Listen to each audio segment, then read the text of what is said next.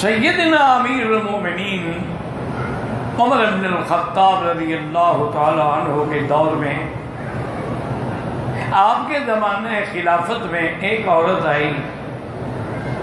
اس وقت تو پھر یہی ہوتا تھا نا جی کہ وہی مسجد نبی ہے، وہی عدالت ہے، وہی سپریم کورٹ ہے، وہی ہائی کورٹ ہے، وہی عسکری ہیڈ کوارٹر ہے، وہی سب کچھ جو کچھ ہے مسجد میں ہوتا تھا۔ اور خلیفۃ المسلمین خود مسجد میں بیٹھتے نماز کے بعد، ہاں بھائی کسی کو کوئی تکلیف ہے؟ ہاں آج تو جی کسی حاکم کو ملنا جو ہے وہ ایسا مشکل ہے، اللہ معاف کرے، کیٹو پہاڑ پہ چڑھنا آسان ہے، کسی افسر کو ملنا مشکل ہے۔ سوال ہی پیدا نہیں ہوتا۔ انگریزوں نے ایسا پٹی پڑھائی ہے، ایسا سبق پڑھایا ہے کہ ان کو عوام کے ساتھ ملنے ہی نہیں دیتے کہ بھی ان سے فاصلہ رکھو ورنہ تمہارا روب ختم ہو جائے گا۔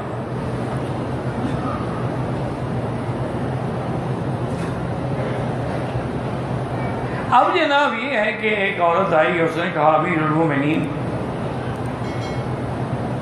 ان زوجی یقوم اللیل ویصوم النہار، میرا خاوند جو ہے وہ دن میں روزے رکھتا ہے، رات کو تہجد پڑھتا ہے۔ میں نعم الرجل، وہ تو بڑا اچھا آدمی ہے۔ وہ بیچاری ہٹ گئی شرم سے۔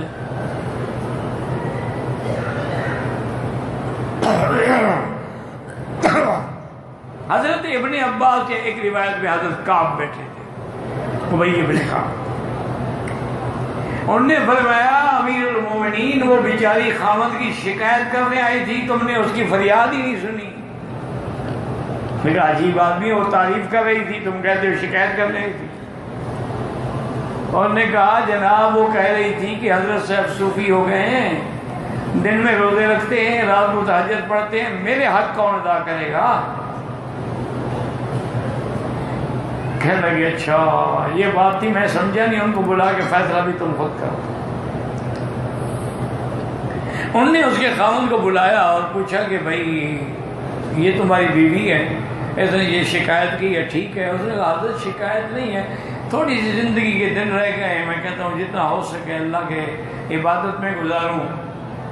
انہوں نے کہا تو بیوی کے حقوق پھر کون ادا کرے گا؟ طلاق دے دو تاکہ وہ بیچاری کوئی اور شوہر تلاش کرے۔ انہوں نے کہا اچھا جی گزارش یہ ہے کہ کیا ہمیں اللہ کا دین یہ بھی پابند کرتا ہے کہ اتنا حق عورت کا ہے؟ یہی ہے نا کہ حسن سلوک کرو، عاشروہن بالمعروف، یہی ہے نا وَلَهُنَّ مِثْلُ الَّذِي عَلَيْهِنَّ، ان پہ بھی وہی حقوق ہیں جو مردوں کے حقوق ہیں۔ لیکن یہ تو نہیں لکھا ہوا نا کہ لازمی ہر حال میں خاوند میں بیوی سے ملنا بھی ہے۔ حضرت مسکرائے، فرمایا اچھا تم نے قرآن نہیں پڑھا؟ کہا جی قرآن میں یہ مسئلہ، کہا قرآن میں تو ہے۔ وہ حیران ہو گئے کہ قرآن میں یہ مسئلہ ہے کہ آدمی کو عورت کے پاس کتنی راتوں کے بعد جانا چاہیے؟ انہوں نے کہا حضرت میں تو، انہوں نے کہا چاہیے بتاؤ ایک آدمی بیک وقت نکاح میں کتنی عورتیں رکھ سکتا ہے؟ انہوں نے کہا جی 4۔ فَانْكِحُوا مَا طَابَ لَكُم مِّنَ النِّسَاءِ مَثْنَىٰ وَثُلَاثَ وَرُبَاعَ۔ حضرت حیران، انہوں نے کہا جی 4 بیویاں رکھ سکتا ہے۔ انہوں نے کہا اچھا 4 بیویاں اگر ہوں تو ہر رات جو ہے ایک کے بعد جائے گا دوسرا، دوسری کے بعد تیسرا، تیسری رات چوتھی، تو ہر بیوی کا چوتھی رات حق آئے گا نا۔ بھی روزانہ جو ایک کے بعد رات گزارے، ایک رات ادھر، ایک ادھر، ایک ادھر، ایک ادھر، تو سب معنی یہ ہے کہ 4 راتوں کے بعد اس کا نمبر آتا ہے، تو 3 راتیں تم عبادت کیا کرو اور چوتھی رات بیوی کا حق ادا کیا کرو۔ اور بیوی کا حق ادا کرنا جو ہے وہ بھی عبادت ہے۔ علماء نے لکھا ہے کہ ایک آدمی اگر بیوی سے ہنسی مذاق اور کھیل کر رہا ہے، نفل پڑھنے سے زیادہ ثواب ہے۔ نفل پڑھنے سے اس کے درجات بلند ہوں گے، اور بیوی کے ساتھ پیار کرنے سے وہ جہنم کی آزاد ہوگا آگ سے۔ کیوں جب اپنی بیوی حلال کے رزق سے سب کچھ مل جائے اس کو حرام میں منہ مارنے کی کیا ضرورت ہے؟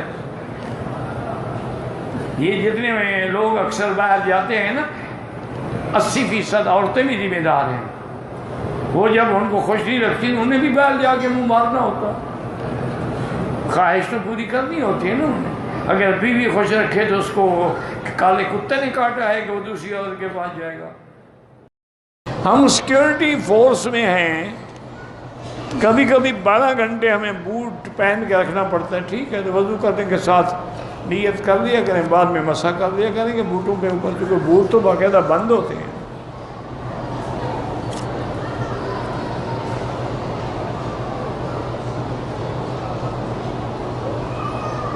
اگر ایک عورت نے عمرہ کر لیا ہے مدینہ پاک سے, لیکن آج صبح اس کو ایام حیض شروع ہو گیا تو کوئی بات نہیں. ایام حیض میں حرم کے باہر میدان میں بیٹھی رہے, اللہ کا ذکر کرے, کعبے کو دیکھے, سبحان اللہ, الحمدللہ, لا الہ الا اللہ, درود شریف, کلمہ شریف پڑھتی رہے. والدین اگر ان کے لیے آپ عمرہ بھی کر سکتے ہیں, طواف بھی کر سکتے ہیں. باقی جو فوت ہو گئے ان کے لیے بھی کر سکتے ہیں. نیت یہی کریں گے یا اللہ اس کا ثواب فلاں کو عطا فرما.